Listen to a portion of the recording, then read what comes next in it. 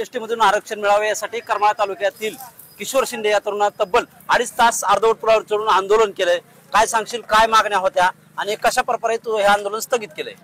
गेल्या 10 वर्षापासून भारतीय जनता पार्टीचं सरकार धनगर समाजाची दिशाभूल करायचं काम करतंय।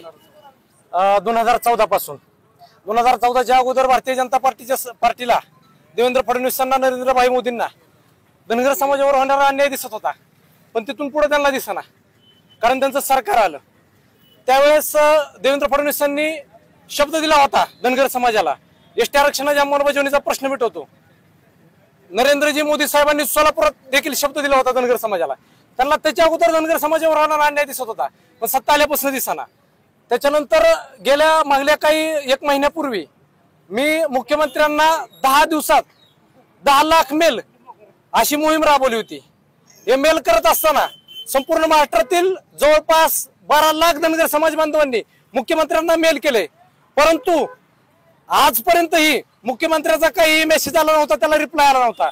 म्हणून आज मला आत्महत्या मी करावी असं सरकारने प्रवृत्त केलं होतं, परंतु पालकमंत्र्यांनी या ठिकाणी फोन केला, माझे संवाद साधला, मीटिंग लावतो म्हणले, मुंबईला या। त्याच्यानंतर खाली आलोय।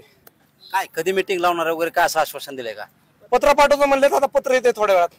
बरं, काय कुणाचा संवाद झाला या आंदोलनावेळी?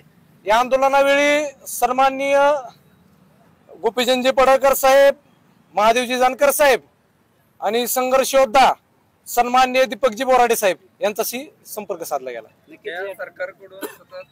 या ठिकाणी पाहताय की आपण धनगर समाजाला जे आहे ते पालकमंत्री जयकुमार गोरे यांनी मुख्यमंत्री देवेंद्र फडणवीस यांच्याबरोबर जे आहे ते बैठक लावण्याचं लेखी पत्र देतो असं म्हटल्यानंतर किशोर शिंदे यांनी हे जे आहे ते आंदोलन आता थांबवलं असून थोड्या वेळामध्ये काय जे लेखी पत्र आहे ते या आंदोलकांना देणार असल्याची माहिती यावेळी किशोर शिंदे यांनी दिली आहे। शीतल कुमार गोटे, TV9 मराठी, करमाळा, सोलापूर।